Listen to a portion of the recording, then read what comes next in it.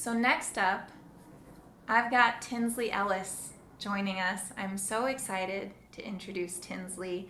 Um, he played a show at 191 Tool. He played the last show that we had at 191 Tool on March 10th, and and he just was like the most kind and wonderful human. We probably spent like half an hour chatting while we were doing the settlement, and he wrote me a few days later to say, "Hey, I looked you up on YouTube and it's good stuff." And like, how often does that happen? That someone who you meet in passing like that takes the time to and who's like just an incredibly renowned and talented artist, takes the time to search you out and say kind words like that. So thank you so much for joining us, Tinsley. I'm so excited to have you.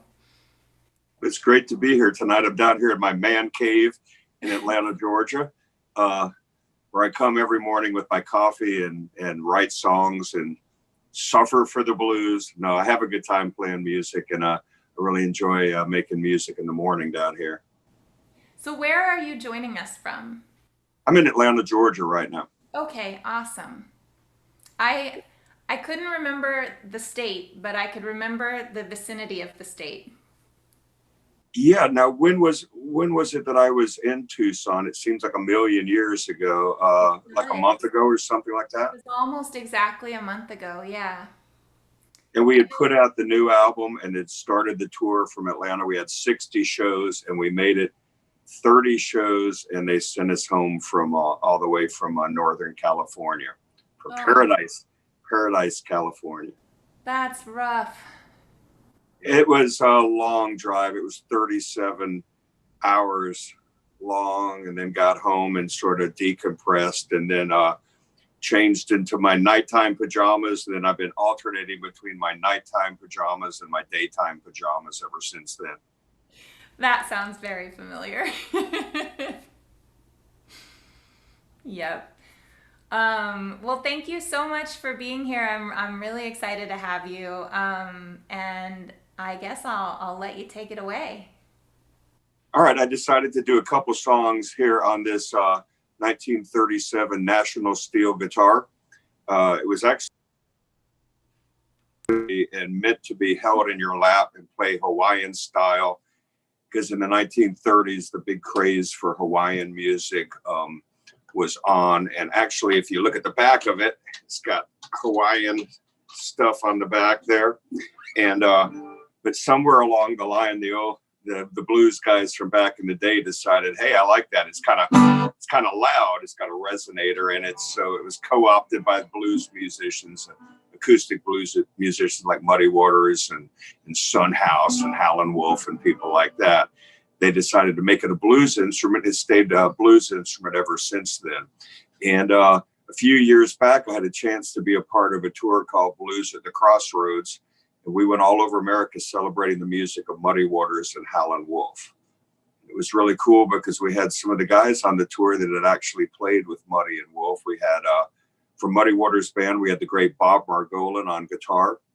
And from Howlin' Wolf's band, also Bo Diddley's band, we had the late, great Jody Williams on guitar. And to me, the star of the whole tour was a 79-year-old James Cotton. And he brought the spirit of Muddy Waters and Newport band into the house every darn night. And the Fabulous Thunderbirds backed this all up. So it was quite a tour, really chance to learn from these older blues guys. And I say older because it was also cool because I was the youngest front man on the tour. And they worked me over really hard every night, calling me Sonny Boy and Whippersnapper and stuff like that. But anyway, it gave me a chance to learn from these guys, and they had learned from the masters themselves. So I'm going to do a song right now. This is a song I've been playing wrong for about, 45 years or something like that, until Bob Margolin taught me the right way to play it backstage in Omaha, Nebraska. And Muddy Waters had taught it to him, and it goes like this. Woke up this morning and I got on for my shoes. You know I had those mean old walking blues. Woke up this morning, I felt right for my shoes.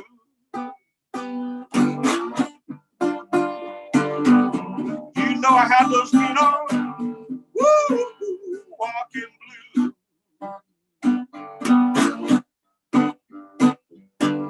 Some people tell you that worry blues ain't bad, but it's the West Hampton I must never had. Some people tell you the worry blues ain't bad, but it's the West Hampton I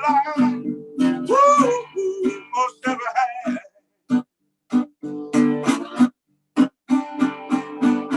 Rivers run to the ocean, ocean run to the sea.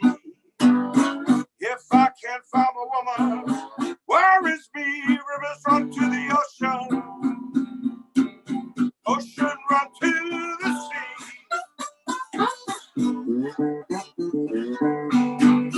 If I can't find my woman, woo, where is me?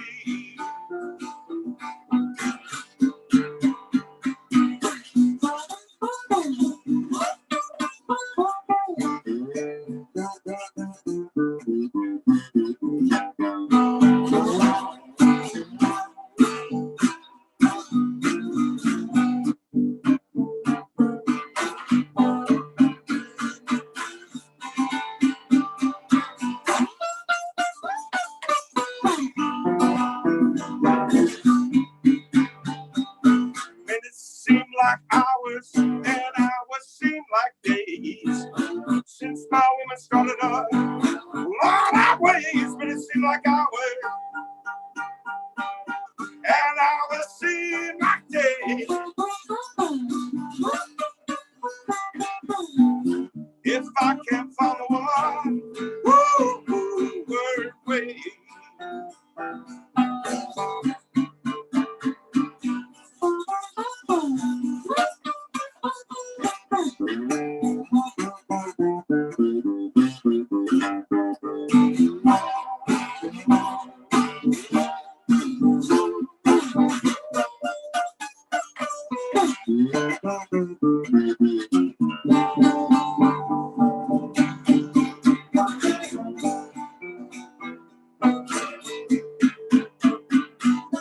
Woke up this morning and I felt bound for my shoes.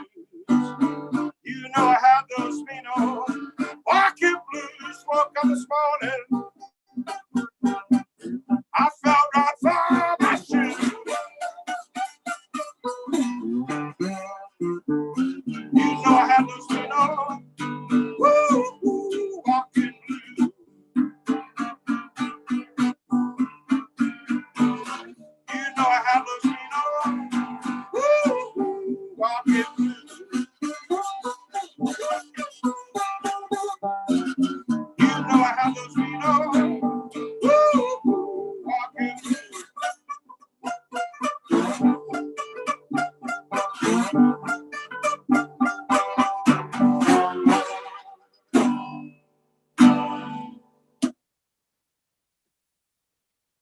So,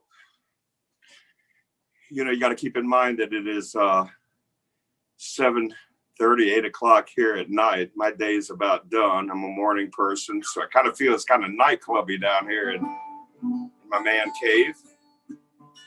But I'm going to do one more of these and tell you that back when I was a teenager, I was the annoying kid that would follow the old blues guys around and ask them questions. I want to get my picture made with them and get their autograph. It all started out when a friend of mine and he and I were listening to records in his room, listening to something like Allman Brothers at the Fillmore East. And his older brother came in and said, "Man, I hear you guys getting into this Eric Clapton and you're getting into this Duane Allman. There's a guy you got to go see because he's the one they're all getting it from." And we said, "Who is it that we got to go see?" And his older brother said, "You got to go see B.B. King." And this was at a time where B.B. King was playing in hotel lounges for a week at a time. I mean, imagine going to see B.B. King for a whole week. in a lounge, a place that held like 200 people or something like that. I'd do that for the rest of my life if I could do that every night. But B.B. King was playing, whoever played at this certain lounge, and the name of the lounge was the Swingers Lounge. It was at the Marco Polo Hotel in North Miami Beach. This was in the early 80s, so it's perfectly a normal thing to call a nightclub the Swingers Lounge. And this place had carpet like this thick on the floor. Put some of that in my van. Looked pretty good. But anyway, so B.B. King was playing there at the Swingers Lounge, and whoever played a week at the Swingers Lounge had to do something that I'm sure the bands hated doing. They had to do a teen matinee on Saturday afternoon and play music for teenagers. And so my dad loaded up the station wagon and took us down there to see this guy that was supposed to be the man. And guess what? He was the man. He blew our minds. I sat there in the front row, and all of a sudden I could tell where Peter Green was coming from, and Eric Clapton and Duane Allman. See, I thought those hippies made that music up, but it was the real blues guys. And I was seeing blues for the very first time. And then after the show, B.B. King greeted us all in the lobby and talked to us for what seemed like hours. He was so nice, such a kind man, and really miss him. And so I got the idea that all the blues people, they must be really friendly people, right? So the next guy I went to see was Howlin' Wolf. Howlin' Wolf came off the stage, and he was standing off to the side there talking to his guitar player, Hubert, his sax player, Eddie Shaw. And I got to tell you that if B.B. King, if his show was rated G, I would say that Howlin' Wolf's show was a hard R, if not an X-rated show. I won't go into it on the internet. I know there's laws against that. But anyway, Howlin' Wolf, he came off the stage, and we'd never seen anything like that before. B.B. King was slick with tuxedos, but Howlin' Wolf, they were down and dirty. And so I figure I'm going to go meet Mr. Wolf because Mr. King was such a nice man. I'm going to go meet Mr. Wolf because he must be a nice man too. So here I am, 1972, 15 years old. You do the math. And I'm walking towards Howlin' Wolf. The closer I got to him, the bigger and meaner he looked. So I chickened out and went and got a Coca-Cola instead. I never got a chance to meet Howlin' Wolf. So anyway, I know that's kind of a long build up to this Howlin' Wolf song I'm going to do, but I love to give a shout out to the men and the women that came up with this music in the first place. Most of them are all gone. There's only a few left, and we didn't make it up. Anyway, here's a song Wolf did that night.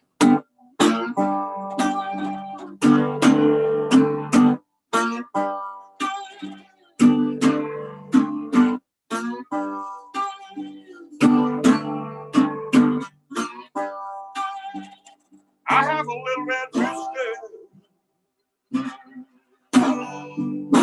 too lazy, broke a day.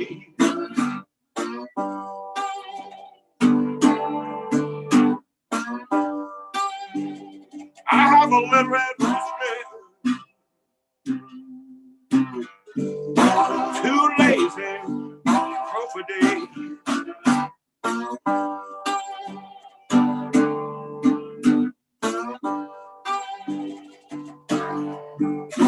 Keep everything in the barnyard, upset in every way.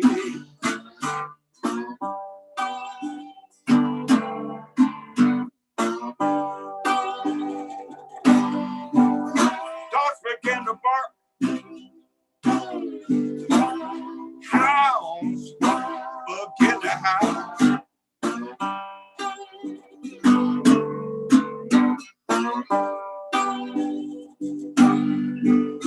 Dogs begin to bark, people. Hounds begin to howl.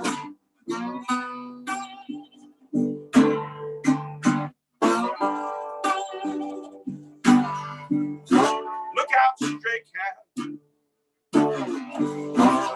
Little red rose on the prowl.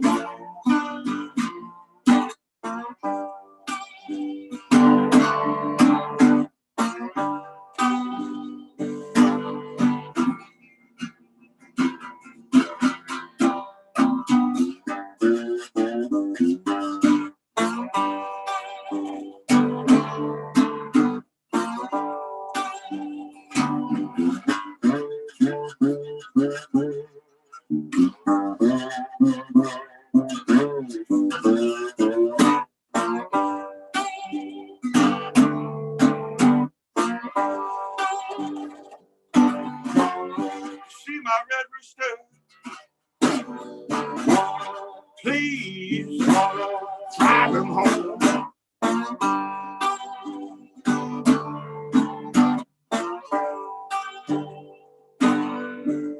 You see my red rooster,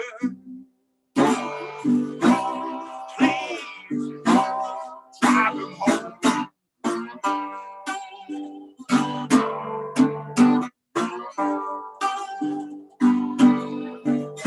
Ain't no peace in the barnyard since my red rooster been gone.